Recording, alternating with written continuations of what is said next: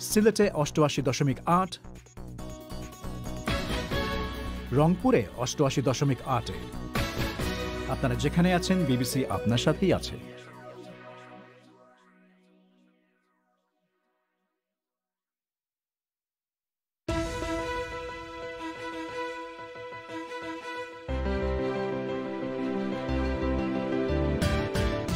BBC বাংলায় এখনকার প্রধান খবর। আর্মেনিয়া বলছে নগরোর্ণ কারাবাখ নিয়ে তারা এক বেদনাদায়ক শান্তি চুক্তিতে সই করেছে। ঢাকায় মানসিক হাসপাতালে এক পুলিশ কর্মকর্তার মৃত্যুর পর ১১ ব্যক্তিকে আটক করা হয়েছে। এই ঘটনায় মানসিক রোগীদের প্রতি আচরণের প্রশ্নটি আবারও সামনে চলে এসেছে। এই যে ভিডিওটা আপনারা এখন দেখতেছেন, একই পজিশনে আমি সাফার করছি, যে সময় I was cooperating but they were not. আমি বলতেছি যে আমাকে মেডিকেশন দাও এবং শোয়াই দাও, কিন্তু না, তাদেরকে তাদের ফিজিক্যাল ডমিনেন্সি দেখাইতেই হবে। কক্সবাজারে রোহিঙ্গা শরণার্থী শিবিরের আশেপাশের বাসিন্দারা আন্তর্জাতিক সেবা সংস্থা MSF এর বিরুদ্ধে আন্দোলন করছে। এই সব কিছু এবং আরও নানা বিষয় নিয়ে বিবিসি বাংলায় আজকের প্রবাহ।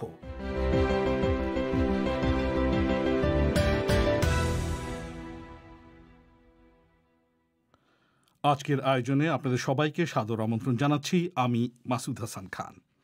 একটু আগে যেমনটা শুনছিলেন, আর্মেনিয়ার প্রধানমন্ত্রী বলছেন বিরোধপূর্ণ ভূখণ্ড নাগোর্নো কারাবাখ নিয়ে আজারবাইজানের সঙ্গে লড়াই বন্ধে তার দেশ তার ভাষায় এক বেদনাদায়ক শান্তি চুক্তিতে সই করেছে। ১ মাসেরও বেশি সময় ধরে চলা এই লড়াইয়ে আর্মেনিয়া এক বিশাল ভূখণ্ডের দখল হারিয়েছে এবং আজারবাইজান আর্মেনিয়ার দ্বিতীয় বৃহত্তম শহর সুসা দখল করে নিয়েছে। এই রক্তক্ষয়ী লড়াইয়ে দুপক্ষেরই ব্যাপক ক্ষয়ক্ষতি হয়েছে, কিন্তু এই শান্তি চুক্তি কতদিন বজায় থাকবে তা নিয়েও প্রশ্ন রয়েছে। আরও শুনুন সাইয়েদা আক্তারের কাছে। আর্মেনিয়া ও আজারবাইজানের মধ্যে এই শান্তি চুক্তিতে বলা হয়েছে, দুদেশের মধ্যে ৬ সপ্তাহ ধরে চলা লড়াইয়ের সময় আজারবাইজান আর্মেনিয়ার যেসব ভূখণ্ড দখল করেছে সেগুলো আর্মেনিয়া ফেরত পাবে না। শুধু তাই না, গত ৩ দশক ধরে আর্মেনিয়া আজারবাইজানের যেসব ভূখণ্ড দখল করে রেখেছে তাও ফেরত দিতে হবে। বিবিসি সংবাদদাতা মার্ক লোবেল জানাচ্ছেন, ওই অঞ্চলে আর্মেনিয়ার দ্বিতীয় বৃহত্তম শহর সুসার দখল আজারবাইজানের জন্য শুধু একটা প্রতীকী বিজয়ই নয়, এর মাধ্যমে এই রক্তক্ষয়ী যুদ্ধের ফলাফলও নির্ধারিত হয়েছে, যার পরিণতিতে আর্মেনিয়ার প্রধানমন্ত্রী নিকোল পাশিনিয়ানকে পিছু হটতে হয়েছে। তবে তিনি একে বেদনাদায়ক বলে বর্ণনা করলেও পরাজয় স্বীকার করে নিতে চাচ্ছেন না। আজারবাইজানের প্রেসিডেন্ট ইলহাম আলিয়েভ অবশ্য বলছেন আর্মেনিয়া হার স্বীকার করে নিয়েছে। এই শান্তি চুক্তির শর্ত অনুযায়ী ওই অঞ্চলে শান্তি রক্ষার জন্য ২০০০ রুশ সৈন্য মোতায়েন করা হবে। তাদের সঙ্গে রুশ শান্তিরক্ষীরাও যোগ দেবে বলে বিবিসি সংবাদদাতা জানাচ্ছেন। তবে এই শান্তি কতদিন বজায় থাকবে তা নিয়ে প্রশ্ন রয়েছে। অতীতে দুদেশের মধ্যে যেসব শান্তি চুক্তি হয়েছে তা কাজ করেনি। অন্যদিকে স্বাভাবিকভাবেই আর্মেনিয়ায় সর্বশেষ এই চুক্তি নিয়ে প্রবল বিক্ষোভ শুরু হয়েছে। চুক্তি সই হওয়ার পর লোকজন সে দেশের সংসদ ভবনে ঢুকে ভাঙচুর করেছে। সাইয়েদা আক্তার। ঢাকার একটি মানসিক হাসপাতালে সম্প্রতি মারধরের ঘটনায় একজন পুলিশ কর্মকর্তার মৃত্যুর পর বিষয়টি নিয়ে তদন্ত শুরু হয়েছে এবং এই ঘটনায় জড়িত সন্দেহে ১১ ব্যক্তিকে আটক করা হয়েছে। সামাজিক মাধ্যমে ছড়িয়ে পড়া ভিডিওতে দেখা যাচ্ছে ছোট একটি কামরায় বেশ কজন মানুষ অতিরিক্ত পুলিশ সুপার আনিসুল করিমকে টেনে হিঁচড়ে নিয়ে যাচ্ছে এবং তার দেহের ওপর বসে তাকে মারধর করছে। মিস্টার করিম মাইন্ড এইড নামে ওই হাসপাতালে চিকিৎসা নিতে গিয়েছিলেন বলে পরিবারের তরফ থেকে জানানো হয়েছে। এ নিয়ে আরও খবর জানাতে বিবিসি ঢাকা স্টুডিও থেকে এখন সরাসরি আমাদের সঙ্গে অনুষ্ঠানে যোগ দিচ্ছেন সংবাদদাতা মুন্নি আক্তার। মুন্নি, হাসপাতালে চিকিৎসা নিতে গিয়ে মারা গেলেন একজন পুলিশ কর্মকর্তা, এরকম একটা ঘটনা কিভাবে ঘটতে পারল? আসলে এই ঘটনাটি কিভাবে ঘটেছিল সেটা জানার জন্য আমরা বিভিন্ন সূত্রের সাথে কথা বলেছি। তার মধ্যে একজন হলেন নিহত মিস্টার আনিসুল হকের ভাই রেজাউল করিম, আনিসুল করিমের ভাই রেজাউল করিম। তিনি আমাকে যেটি জানিয়েছেন সেটি হচ্ছে পেশাগত দায়িত্বের কারণে বেশ কয়েকদিন ধরে কিছুটা আপসেট ছিলেন, ডিপ্রেশনে ভুগছিলেন মিস্টার করিম। এরপর এই অবস্থায় তিনি কিছুটা অস্বাভাবিক আচরণ করার পর তাকে আসলে মনোরোগ বিশেষজ্ঞের কাছে নিয়ে যাওয়া হয়। তিনি তাকে একটি হাসপাতালে কয়েকদিন পর্যবেক্ষণে থাকার পরামর্শ দেন। সে অনুযায়ী তাকে হাসপাতালে নিয়ে যাওয়া হয়। মাইন্ড এইড নামে যে হাসপাতালটি আছে সেখানে মিস্টার করিমকে নিয়ে যাওয়ার পর তিনি বাথরুমে যেতে চাইলে একজন কর্মী তাকে বলেন যে উপরের তলায় বাথরুম আছে। সেখানে নিয়ে যাওয়ার পর 10 থেকে 15 মিনিটের পর রেজাউল করিম বলছিলেন যে তাদের কাছে অজ্ঞান অবস্থায় তার ভাইকে হস্তান্তর করা হয়। এরপর তাকে হাসপাতালে নিয়ে গেলে চিকিৎসক তাকে মৃত ঘোষণা করেন। এর মাঝে যে ঘটনাটি ঘটে, একটি ভিডিও ফুটেজ যেটি সোশ্যাল মিডিয়া থেকে নেওয়া হয়, দেখা যায় ছড়িয়ে পড়েছে। সেখানে দেখা যায় যে 7 জন লোক মিস্টার করিমকে টেনে হিঁচড়ে একটি কক্ষের ভেতর নিয়ে যাচ্ছেন এবং সেখানে তাকে চেপে ধরে মারধর করা হচ্ছে। এর কিছুক্ষণ পর দেখা যায় তিনি অজ্ঞান হয়ে গেছেন বা তিনি নড়াচড়া করছেন না। আসলে এই অবস্থায় তার মুখে পানি ছেটানো হয়। ডাক্তার আসেন, একজন সাদা অ্যাপ্রন পরা নারী আসেন, যিনি তার মাথায় হাত দিয়ে পরীক্ষা করে দেখেন যে কি সমস্যা হয়েছে। কিন্তু মুন্নি, আপনি কি একটু সংক্ষেপে বলবেন যে এই যে ঘটনাটি ঘটলো, এ ব্যাপারে হাসপাতাল কর্তৃপক্ষ কি বলছে, তাদের কি বক্তব্য? আমরা আসলে এই বিষয়টি জানার জন্য হাসপাতাল কর্তৃপক্ষের সাথে যোগাযোগের চেষ্টা করেছিলাম, কিন্তু তারা আসলে এ বিষয়ে কোনো মন্তব্য করতে রাজি হননি। আপনাকে অনেক অনেক ধন্যবাদ। ঢাকা থেকে খবর দিচ্ছিলেন সংবাদদাতা মুন্নি আক্তার। পুলিশ কর্মকর্তা আনিসুল করিমের এই মৃত্যুর ঘটনার পর বাংলাদেশের মানসিক হাসপাতালগুলোতে রোগীদের প্রতি হাসপাতাল কর্তৃপক্ষের আচরণের প্রশ্নটি আবারও সামনে চলে এসেছে। এর আগে মানসিক রোগের চিকিৎসা নিতে গিয়ে হাসপাতালের দ্বারস্থ হতে হয়েছে তাদের মধ্যে অনেকেই অভিযোগ করছেন যে আনিসুল করিমের মতোই তারাও একই ধরনের নির্যাতনের মুখে পড়তে হয়েছিল তাদের। পুলিশ বলছে লাইসেন্স না থাকলেও এ ধরনের বহু ভুঁইফোড় হাসপাতাল ইদানিং গজিয়ে উঠছে। শুনুন মুন্নি আক্তারের তৈরি এই প্রতিবেদন। বাইপোলার ডিসঅর্ডার নামে মানসিক রোগে ভুগেছেন 32 বছর বয়সী চিকিৎসক ডক্টর মোহাম্মদ আরিফুর রহমান। তিনি বলেন, 5 বছর আগে এই রোগটির কারণে রাজধানীর একটি মানসিক হাসপাতালে 10 দিন চিকিৎসা নিতে হয়েছিল তাকে। সে সময় তিনি ওই হাসপাতালের কর্মীদের দ্বারা শারীরিকভাবে নির্যাতনের শিকার হয়েছিলেন বলে অভিযোগ করেন। তিনি বলেন, সামাজিক মাধ্যমে যে ভিডিওটি ভাইরাল হয়েছে, মানসিক সেবার হাসপাতালগুলোতে রোগীদের সাথে শুরুতেই এ ধরনের আচরণই করা হয়ে থাকে, যার ভুক্তভোগী তিনি নিজেও হয়েছিলেন বলে জানান মিস্টার রহমান। এই যে ভিডিওটা আপনারা এখন দেখতেছেন, ওই ভিডিওটাতে জাস্ট আমাকে সাফল করে দেয়া যায়। একই পজিশনে আমি সাফল করছি, যে সময় I was cooperating but they were not. আমি বলতেছি যে আমাকে মেডিকেশন দাও এবং শোয়াই দাও, কিন্তু না, তাদেরকে তাদের ফিজিক্যাল ডোমিনেন্সি দেখাইতেই হবে। ওটা ওরা শো করছে, আমাকে বেঁধে রাখছে। আমি যখন বলতেছি যে হেল্প পিরিয়ডের ক্যাফেটটা সোর্স করো, ওদের কোনো কনসার্নই ছিল না। পুলিশের জ্যেষ্ঠ কর্মকর্তা আনিসুল করিম হাসপাতাল কর্মীদের পিটুনিতে মারা যাওয়ার অভিযোগ ওঠার পর মানসিক স্বাস্থ্য হাসপাতালগুলোতে রোগীদের প্রতি আচরণ নিয়ে নানা ধরনের প্রশ্ন উঠেছে। তবে বিশেষজ্ঞরা বলছেন, মানসিকভাবে অসুস্থ ব্যক্তিদের চিকিৎসায় কোনো ধরনের বল প্রয়োগের নিয়ম নেই। তারা বলছেন, অনেক রোগীই চিকিৎসা নিতে চায় না, সেক্ষেত্রে তাদের পরিবারের সহায়তা নিতে হবে। জাতীয় মানসিক স্বাস্থ্য ইনস্টিটিউটের সহযোগী অধ্যাপক ডক্টর হেলাল উদ্দিন আহমেদ বলেন, সহিংস রোগীদের শান্ত করার ক্ষেত্রে আন্তর্জাতিকভাবে স্বীকৃত নিয়ম রয়েছে, যার মধ্যে একটি হচ্ছে কেমিক্যাল রিস্ট্রেইন বা ওষুধ দিয়ে শান্ত করা এবং অন্যটি ফিজিক্যাল রিস্ট্রেইন বা ধরে শান্ত করা। ভাইরাল হয়েছে যে ভিডিওটি, সেই ভিডিওর মতো করে বল প্রয়োগের বিধান কোনোদিনই সম্ভব না, কোনোভাবেই সম্ভব না, এবং এটা কখনোই একটি আদর্শ পদ্ধতি নয়। মানসিক রোগের কারণে কিন্তু রোগীর মধ্যে ভায়োলেন্স থাকতে পারে, এটা অস্বাভাবিক কিছু নয়। তখন তাকে কেমিক্যাল রিস্ট্রেন করার অর্থ হচ্ছে যে তাকে কোনো ওষুধ প্রয়োগ করে তাকে শান্ত করার প্রচেষ্টা। আর ফিজিক্যাল রিস্ট্রেন বলতে বলা হয় কোনো রোগীকে যখন শারীরিকভাবে ধরে তাকে শান্ত করার চেষ্টা করতে হয়, সেখানে বল প্রয়োগের কথা নাই, সেখানে কৌশলের কথা বলা আছে এবং সেখানে রিস্ট্রেন জ্যাকেটের কথা বলা আছে। এদিকে পুলিশ কর্মকর্তা যে হাসপাতালটিতে নিহত হন সেটির কোনো লাইসেন্স ছিল না বলে জানানো হয়। এ নিয়ে পুলিশের সংবাদ সম্মেলনে বলা হয়, ভুঁইফোড় এসব হাসপাতাল অলিতে গলিতে পরিচালিত হচ্ছে। এ বিষয়ে স্বাস্থ্য অধিদপ্তরের হাসপাতাল বিষয়ক পরিচালক ডক্টর ফরিদ হোসেন মিয়া বলেন, লাইসেন্সের আবেদনে অনেক ভুল থাকার কারণে ওই হাসপাতালটি অনুমোদন পায়নি। তারা নিয়মিত হাসপাতালগুলোর উপর নজরদারি করে থাকেন বলেও দাবি করেন তিনি। তবে নজরদারি সত্ত্বেও লাইসেন্স ছাড়া হাসপাতালটি কিভাবে কার্যক্রম চালিয়ে যাচ্ছিল, এমন প্রশ্নের উত্তরে স্বাস্থ্য অধিদপ্তরের পরিচালক ডক্টর ফরিদ হোসেন মিয়া বলেন, জনবল কম থাকার কারণে ব্যবস্থা নেওয়া যায়নি। আমাদের কাছ থেকে সে লাইসেন্স নেয়নি, সে অ্যাপ্লিকেশন করেছে, কিন্তু অ্যাপ্লিকেশনগুলি ভুলে ভরা ছিল, এইগুলি সে এখন অবধি সে লাইসেন্স পায়নি। আমরা মনিটর করি, কিন্তু সব দিক থেকে তো আমরা 100% করতে পারি না। আমাদের যে ম্যান পাওয়ার, সেই ম্যান পাওয়ার যদি একেবারে ওই কন্টিনিউয়াস ওইভাবে তো আমরা মনিটর করতে পারতেছি না, তারপরে আমরা করতেছি। স্বাস্থ্য অধিদপ্তর বলছে, মাদক নিয়ন্ত্রণ অধিদপ্তরের লাইসেন্স নিয়ে হাসপাতালটি পরিচালিত হচ্ছিল, যদিও এর আগে পুলিশ জানায় যে কোনো ধরনের লাইসেন্সই আসলে হাসপাতালটির ছিল না। মুনিয়া আক্তারের প্রতিবেদন। শ্রোতাদের এখানে জানিয়ে রাখি, বিবিসি বাংলার রেডিও অনুষ্ঠান দুটি শর্টওয়েভেও শোনা যাচ্ছে।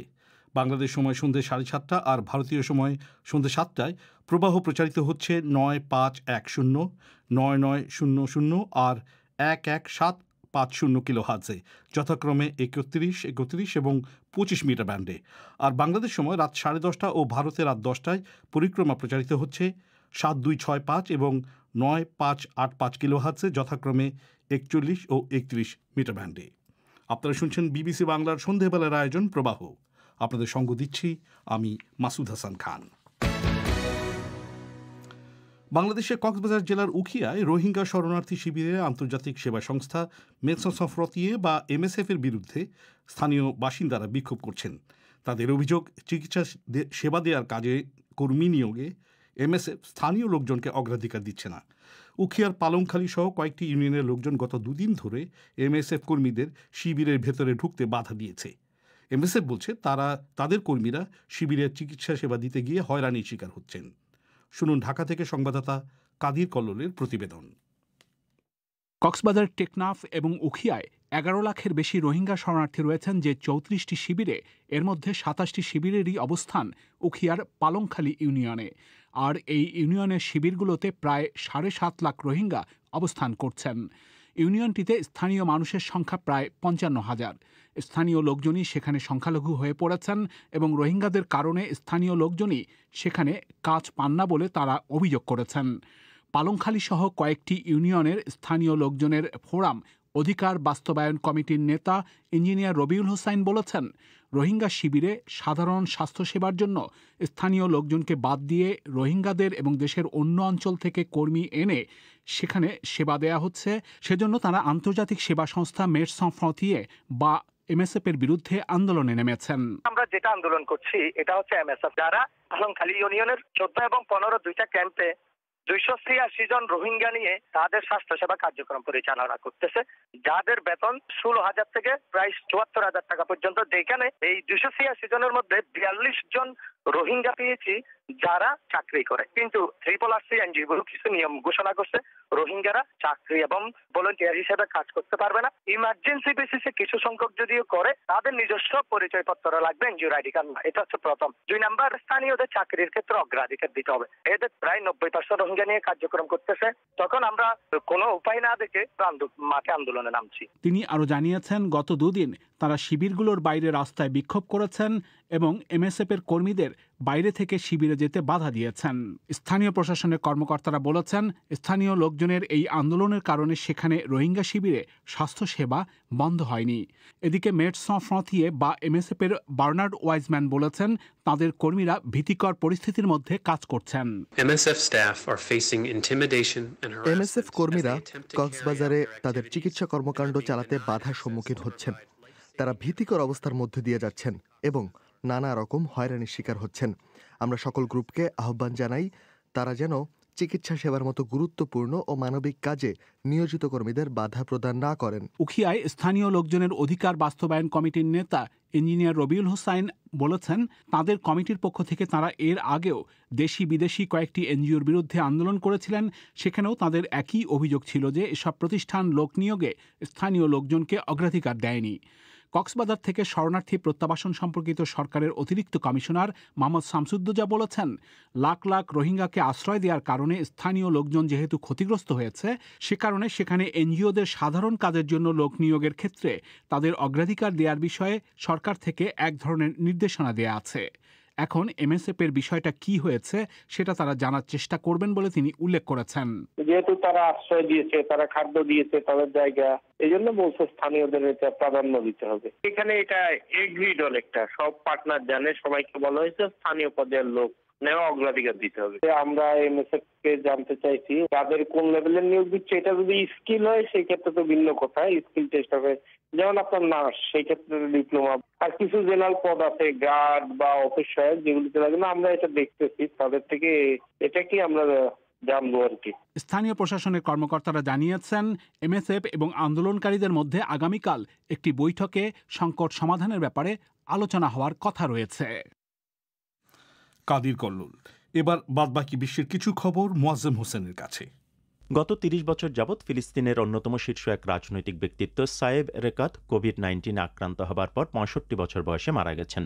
তাঁর অবস্থার অবনতি হলে ৩ সপ্তাহ আগে পশ্চিম তীরের জেরিকোতে তাঁর বাসভবন থেকে তাকে জেরুজালেমে একটি ইসরায়েলি হাসপাতালে স্থানান্তর করা হয়। ২.৫ দশক ধরে মিস্টার এরেকাত ছিলেন ইসরায়েলের সঙ্গে ফিলিস্তিনি শান্তি আলোচনায় প্রধান মধ্যস্থতাকারী এবং ফিলিস্তিনি মুক্তি সংস্থা পিএলওর গুরুত্বপূর্ণ একজন সদস্য। আমেরিকার অ্যাটর্নি জেনারেল উইলিয়াম বার রাষ্ট্রীয় কৌঁসুলিদের প্রেসিডেন্ট নির্বাচনে অনিয়মের অভিযোগ তদন্ত করার অনুমোদন দিয়েছেন। এই ধরনের তদন্ত সচরাচর অঙ্গরাজ্যগুলোর এখতিয়ারে পড়ে, কিন্তু মিস্টার বার বলেছেন এই বিধানের ক্ষেত্রে কোনো বাধ্যবাধকতা নেই। তিনি জোর দিয়ে বলেছেন যে তাঁর দলের সদস্যরা এখনও পর্যন্ত কোনো রকম অনিয়ম খুঁজে পাননি। শ্রীলঙ্কা সরকার করোনা ভাইরাসে মৃত মুসলিমদের দাফনের জন্য কর্মকর্তাদের একটি নিরাপদ স্থান খুঁজে বের করতে বলেছেন। বর্তমানে তাদের দাহ করা হচ্ছে। মুসলিম সংগঠনগুলো তাদের ধর্মীয় বিধান অনুযায়ী মৃতদের দাফনের ব্যবস্থা করার জন্য সরকারের কাছে অনুরোধ জানাচ্ছিল। আফগানিস্তান থেকে মার্কিন সৈন্য প্রত্যাহারের বিষয়ে এবছরের শুরুর দিকে যে চুক্তি হয়েছে সেটি মেনে চলতে তালেবান বাহিনী যুক্তরাষ্ট্রের নবনির্বাচিত প্রেসিডেন্ট জো বাইডেনের প্রতি আহ্বান জানিয়েছেন। ইসলামপন্থী এই গ্রুপটি বলছে দুই পক্ষের মধ্যে সংঘাতের অবসানে এই চুক্তির বাস্তবায়ন সবচেয়ে গুরুত্বপূর্ণ। ফেব্রুয়ারি মাসে ট্রাম্প প্রশাসনের সঙ্গে স্বাক্ষরিত চুক্তি অনুসারে যুক্তরাষ্ট্র আফগানিস্তান থেকে তাদের সৈন্য ফিরিয়ে নিচ্ছে। চীন বলছে সেদেশে বন্যপ্রাণী পাচারের ঘটনায় বিচারের সংখ্যা আগের বছরের তুলনায় ৬৬% বেড়ে গেছে। উহান শহরে বন্যপ্রাণীর একটি বাজারের সঙ্গে প্রথম করোনা ভাইরাস সংক্রমণের সম্পর্ক পাওয়ার পর চীনে এ ধরনের প্রাণী বেচাকেনার উপর নজরদারি বাড়ানো হয়। লকডাউন শব্দটি ব্রিটেন থেকে প্রকাশিত কলিন্স ডিকশনারিতে এবছর শব্দ হিসেবে স্থান পেয়েছে। এই অভিধানটি প্রতিবছর গ্লাসগো থেকে প্রকাশিত হয়। কলিন্স অভিধানের সম্পাদকরা দেখেছেন করোনা ভাইরাস মহামারীর কারণে এবছর শব্দটি ২.৫ লাখেরও বেশিবার ব্যবহার করা হয়েছে, যা গত বছরে মাত্র ৪০,০০০ বার ব্যবহার করা হয়েছিল। মোয়াজ্জেম হোসেন। ভারতের বিহার রাজ্যে বিধানসভা নির্বাচনে এখন ভোট গণনা চলছে, কিন্তু এবারের নির্বাচনে ফলাফল আসতে অস্বাভাবিকভাবে দেরি হচ্ছে। এখন পর্যন্ত যা চিত্র তাতে সম্ভবত সংযুক্ত জনতা দল এবং বিজেপির সরকারি শাসন ক্ষমতায় ফিরতে চলেছে। এ নিয়ে বিস্তারিত খবর জানাতে কলকাতা থেকে অনুষ্ঠানে যোগ দিচ্ছেন সংবাদদাতা অমিতাভ ভট্টশালী। অমিতাভ, বিহারের ভোট গণনার সর্বশেষ পরিস্থিতি কি জানা যাচ্ছে? মাসুদ, আপনি যেটা বলছিলেন যে সম্ভবত বর্তমানে যে সরকার রয়েছে বিজেপি এবং জেডিইউর তারাই সম্ভবত ফিরতে চলেছে, কিন্তু সেটা একটুখানি অনিশ্চিত হয়ে যাচ্ছে এখনো পর্যন্ত, কারণ ফারাকটা দ্রুত কমছে। এই মুহূর্তে বিজেপি এবং জেডিইউর জোটের ১১৯টিতে এগিয়ে রয়েছে এবং অন্যদিকে বিরোধী দলগুলোর যে জোট তারা ১১৬টিতে এগিয়ে আছে, অর্থাৎ ফারাক মাত্র ৩টের। এবং এখনো পর্যন্ত যা ফলাফল ঘোষণা হয়েছে তাতে অনুষ্ঠান শুরুর সময় পর্যন্ত বিজেপি ৬টি আসনে জিতেছে এবং ৬৭ আসনে তারা এগিয়ে আছে, এবং জোট সঙ্গী নীতিশ কুমারের দল ৪টিতে জিতেছে, এগিয়ে রয়েছে ৩৭টিতে। আর বিজেপির সঙ্গে সরাসরি টক্কর চলছে লালু প্রসাদ যাদবের ছেলে তেজস্বীর নেতৃত্বাধীন আরজেডি দল। তারা ৭টি আসনে জিতেছে এবং এগিয়ে আছে ৭৫টি আসনে, এবং ফলাফলের চিত্রটা কিন্তু বারে বারেই খুব দ্রুত বদলাচ্ছে। অমিতাভ, বিরোধীদের মহাজোট বিহারে ক্ষমতায় আসতে চলেছে এরকম একটা ছবি এক্সিট পোল বা ভোট পরবর্তী জনমত জরিপে দেখানো হয়েছিল, কিন্তু এখন তো দেখা যাচ্ছে হিসেব উল্টে যাচ্ছে। ঠিকই, প্রতিটা এক্সিট পোলই জানিয়েছিল যে বিহারে সরকার এবারে পাল্টাতে চলেছে, ক্ষমতায় আসবেন বিরোধী দলগুলোর যে মহাজোট, এবং টানা ৩বার মুখ্যমন্ত্রী থাকার পরে নীতিশ কুমারের জনপ্রিয়তা বেশ ভালো রকমের একটা ভাটা পড়েছিল। সেটা ভোটের ফলে কিছুটা দেখা যাচ্ছে যে তার দলের পারফরমেন্স যথেষ্ট খারাপ, কিন্তু আবার তার জোট সঙ্গী বিজেপির ফলাফল দেখলে দেখা যাচ্ছে আসন সংখ্যার নিরিখে তারা অনেকটাই ভালো ফল করেছে, যদিও আবার প্রাপ্ত ভোটের হিসাবে বিরোধী দল আরজেডি প্রায় 23% আর বিজেপি পেয়েছে মাত্র 19% ভোট। আর অন্যদিকে নীতিশ কুমার বিরোধী যে ভোট সেটা অনেকগুলো ছোট ছোট দলে ভাগ হয়ে গেছে, সেটাও বিরোধী দলগুলোর মহাজোটের আসন সংখ্যা নিয়ে এক্সিট পোলগুলো যা ভবিষ্যৎবাণী করেছিল সেটা উল্টে দিয়েছে বলে মনে হচ্ছে। মাসুদ, অমিতাভ, ভারতে এর আগে দেখা গেছে যে দুপুরের মধ্যেই সব ভোটের ফলাফল বেরিয়ে যায়, কিন্তু এবার বিহারের ক্ষেত্রে কেন দেরি হচ্ছে, কি কারণ? ঠিকই মাসুদ, এটা প্রায় 2.5 দশক পরে এরকম একটা পরিস্থিতি দেখা গেল যে ভোটের ফল বেরোতে রাত হয়ে যাচ্ছে। নির্বাচন কমিশন বলছে যে কোভিড সতর্কতার জন্য এবারে বুথের সংখ্যা অনেক বাড়ানো হয়েছিল ভোটে। আগের গতবার বিধানসভা নির্বাচনে যেখানে 66,000 বুথ ছিল, এবার সেটাকে বাড়িয়ে 1,06,000-এর মতো করা হয়েছে। তাই অনেক বেশি ভোট যন্ত্র গুনতে হচ্ছে। এছাড়াও এক একটা ক্ষেপে যত ভোট যন্ত্র গোনা হয় সেটার সংখ্যাও বাড়ানো হয়েছে। সাধারণত দেখি যে বিধানসভা ভোটের নির্বাচনে 12 থেকে 14 রাউন্ডে গণনা মোটামুটি শেষ হয়ে যায়, কি কিন্তু এবার সেটা ঘটছে না। এবার আপনাকে অনেক 30 থেকে 35 রাউন্ড অব্দি চলবে। আপনাকে অনেক অনেক ধন্যবাদ। কলকাতা থেকে খবর দিচ্ছিলেন সংবাদদাতা অমিতাভ ভট্টশালী। মধ্যপ্রাচ্যের দেশ ইউএই বা সংযুক্ত আরব আমিরাত সম্প্রতি সে দেশের ইসলামী আইনে ব্যাপক পরিবর্তন এনেছে। নতুন আইনে মদ্যপান কিংবা বিবাহ বহির্ভূত সম্পর্ককে আইনগত সুরক্ষা দেওয়া হয়েছে।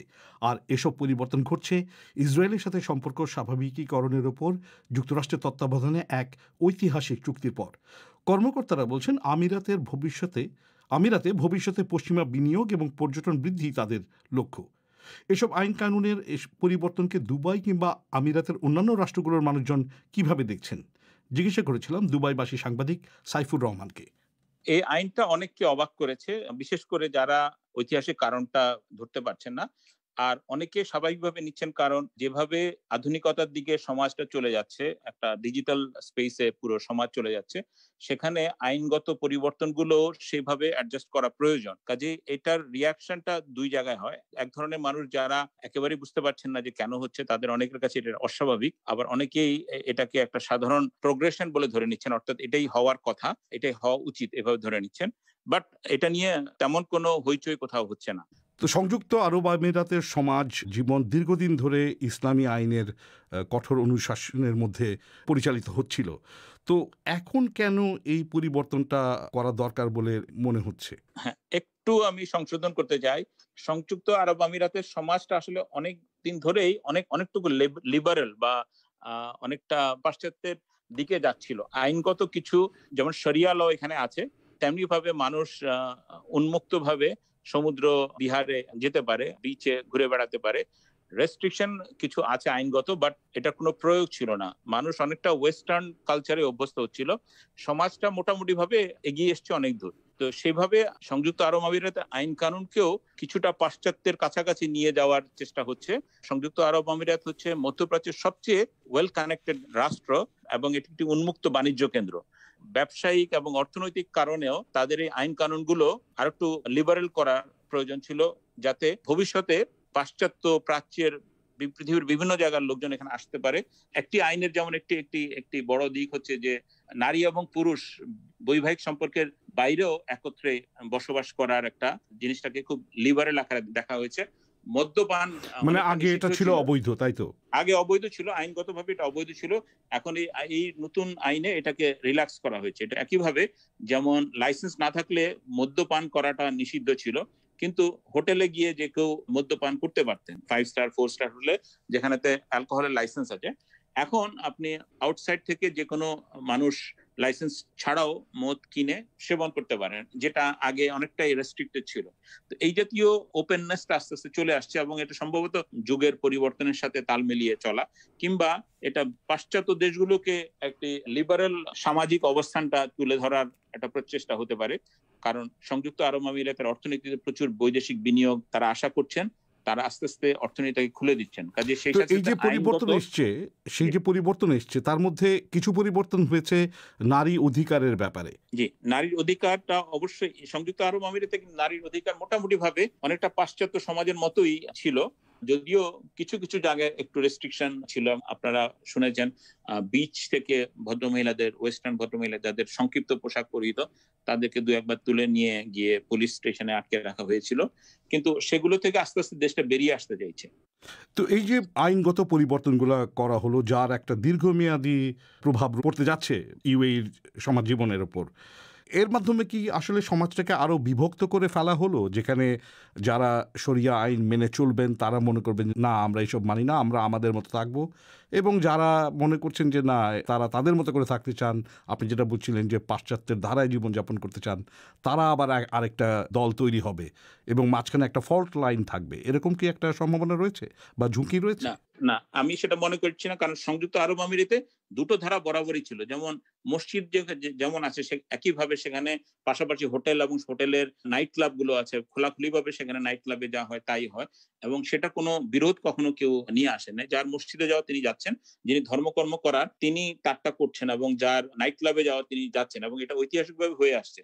এখন যেটা হচ্ছে আইনগতভাবে সরকার কিছু আইনগুলোকে শিথিল করছে, যাতে পাশ্চাত্যের কাছে সম্ভবত মেসেজটা দেওয়া যে উই আর ওপেনিং আপ, আমরা আমাদের আইন কানুনগুলোকে আরো শিথিল করছি, যাতে তোমরা এসে তোমাদের মতো করে লাইফস্টাইল বা জীবন যাপন করতে পারো। এই মেসেজটা সম্ভবত বাইরের বিশ্বকে দেওয়া, এবং আমার মনে হয় সংযুক্ত আরব আমিরাত যে জায়গায় চলে এসছে অর্থনৈতিক সামাজিক ভাবে, তাতে এটা খুব একটা স্বাভাবিক প্রক্রিয়া, স্বাভাবিক ধারাবাহিকতা। সাইফুর রহমান বলছিলেন দুবাই থেকে। এবার সোশ্যাল মিডিয়ার খবর। ধন্যবাদ মাসুদ। সামাজিক যোগাযোগ মাধ্যমে আজও বেশ কিছু খবর আছে আলোচনায়, আর সেগুলো জানিয়ে দিতে হাজির হয়েছি আমি আফরোজা নীলা, সঙ্গে আছি আমি ফয়সাল তিতুমির। চিকিৎসা নিতে গিয়ে হাসপাতালে পুলিশ কর্মকর্তার মৃত্যুর ঘটনাটি কিন্তু সবচেয়ে বেশি ট্রেন্ড করছে আজ। এ নিয়ে প্রতিবেদনও শুনছিলেন কিছুক্ষণ আগে। তবে সোশ্যাল মিডিয়ায় কিন্তু নানান রকম প্রতিক্রিয়া আছে। যেরকম মোহাম্মদ জাহাঙ্গীর লিখেছেন, পুলিশের সাথে এমন করলো এরা, সাধারণ মানুষের সাথে কেমন আচরণ করে, এরকম প্রশ্ন রেখেছেন তিনি। এদিকে কাউসার আহমেদ বলছেন, এত তাড়াতাড়ি গ্রেপ্তার করে ফেললো, অন্য কোনো মামলায় তো পুলিশ এত তাড়াতাড়ি তাদের গ্রেপ্তারি দেখাতে পারে না। অর্থাৎ এক্ষেত্রে তিনি পুলিশ যে দ্রুততার সঙ্গে কাজ করেছে সেদিকটাতেই নজর দিয়েছেন। তবে নিপা খন্দকার বলছেন, ঠিকভাবে তদন্ত করে সঠিক বিচার করা হোক।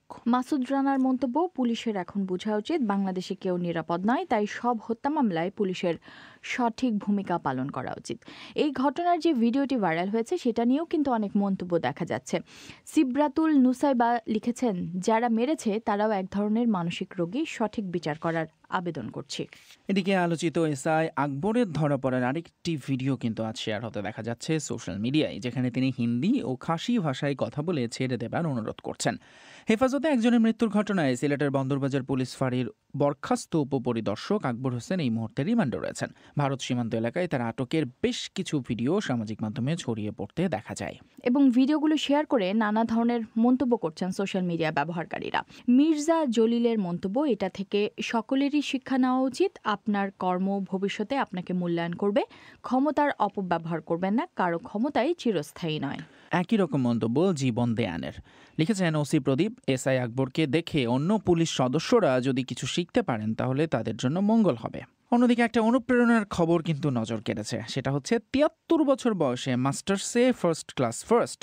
শিক্ষা জীবনে হয়নি সর্বোচ্চ ডিগ্রি নেয়া, তবে জীবন জীবিকার তাগিদে শিক্ষকতা পেশায় যুক্ত হন এইচএসসি পাশের পরই। রওশন আলী অবশ্য পরে শিক্ষকতার পাশাপাশি প্রাইভেট পরীক্ষায় ডিগ্রি পাশ করেন। আর শিক্ষকতা থেকে অবসরের প্রায় এক যুগ পর এসে এমবিএ পাশ করলেন তিনি। পাবনা বিজ্ঞান ও প্রযুক্তি বিশ্ববিদ্যালয়ের এমবিএ সান্ধ্যকালীন কোর্সের শিক্ষার্থী ছিলেন রওশন আলী। এই খবরটি নিয়ে নাদিম চৌধুরীর মন্তব্য, এই ভদ্রলোক আমাদের দেশের ও সমাজের সকলের জন্য অনুপ্রেরণাদায়ক, তাকে আমার সশ্রদ্ধ সালাম। খানিকটা মজা করে মেহজাবিন মিম লিখেছেন, পড়ার কথা শুনলে আমার গায়ে জ্বর উঠে যায়, আর উনি বৃদ্ধ বয়সে এসেও পড়ালেখার হাল ছাড়েননি। আসলেই উনি সত্যি আবারও প্রমাণ করে দিয়েছেন শিক্ষার কোনো বয়স হয় না। সুমন সামাদ লিখেছেন, চেষ্টা করলে সব সম্ভব, চেষ্টা ব্যর্থ হয় না, প্রমাণ করলেন তিনি। শুভকামনা ও শুভেচ্ছা রইল। আসলে বেশিরভাগ মন্তব্যই এরকম। খবরটি দেখে যে আসলে মানুষ অনুপ্রেরণা পেয়েছে সেটিই বোঝা যাচ্ছে বিভিন্ন মন্তব্য দেখে। এদিকে টেস্ট ক্রিকেটের 2 দশক, বাংলাদেশ ক্রিকেট দল 20 বছর আগে টেস্ট ক্রিকেটের প্রথম ম্যাচটি খেলে আজকের এই দিনে। এই খবরটিও কিন্তু সোশ্যাল মিডিয়ায় বেশ শেয়ার হচ্ছে। অনেকে কিন্তু 20 বছর আগে স্মৃতিচারণ করছেন। অনেক ক্রিকেটার আবার জানাচ্ছেন তাদের স্বপ্নের কথা। যেরকম নারী দলের ক্রিকেটার জাহানারা আলম তার ভেরিফাইড ফেসবুক পেজে লিখেছেন, টেস্ট ক্রিকেটে 20 বছরে বাংলাদেশ, শুভকামনা বাংলাদেশ দলের জন্য। টেস্ট ক্রিকেট খেলেই একজন ক্রিকেটার পরিপূর্ণ ক্রিকেটার হয়, স্বপ্ন দেখি আমরাও একদিন টেস্ট ক্রিকেট খেলবো। তার এই স্ট্যাটাসের নিচে সুব্রত চন্দ্র দাস লিখেছেন, জি আমরাও অধীর আগ্রহে অপেক্ষায় আছি, আপনাদের টেস্ট খেলা উপভোগ করব। তবে টেস্টে বাংলাদেশ ক্রিকেট দলের যে পারফরমেন্স, সেখানে ভক্তদের হতাশার কথাই কিন্তু বেশি দেখা যাচ্ছে সোশ্যাল মিডিয়ায়। ঠিক তাই নীলা, যেরকম রুস্তম আলী আসলে এই সমস্ত ভক্তদের হয়েই যেন বলে দিয়েছেন, বাংলাদেশ 2 দশক ধরে যে টেস্ট খেলছে তাতে খুবই হতাশাজনক পারফরমেন্স রয়েছে, এতে কোনো সন্দেহ নেই।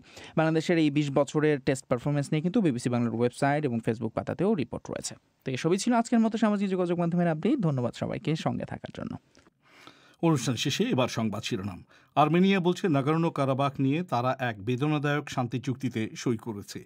ঢাকায় মানসিক হাসপাতালে এক পুলিশ কর্মকর্তার মৃত্যুর পর 11 ব্যক্তিকে আটক করা হয়েছে।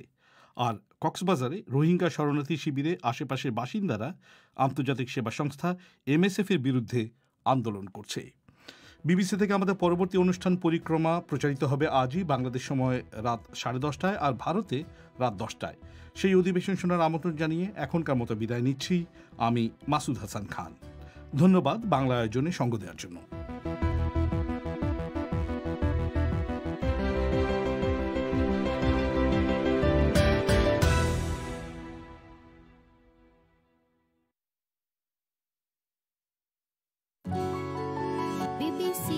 This is the BBC. There are no programmes on this channel at present. Details of all our services are at bbcworldservice.com.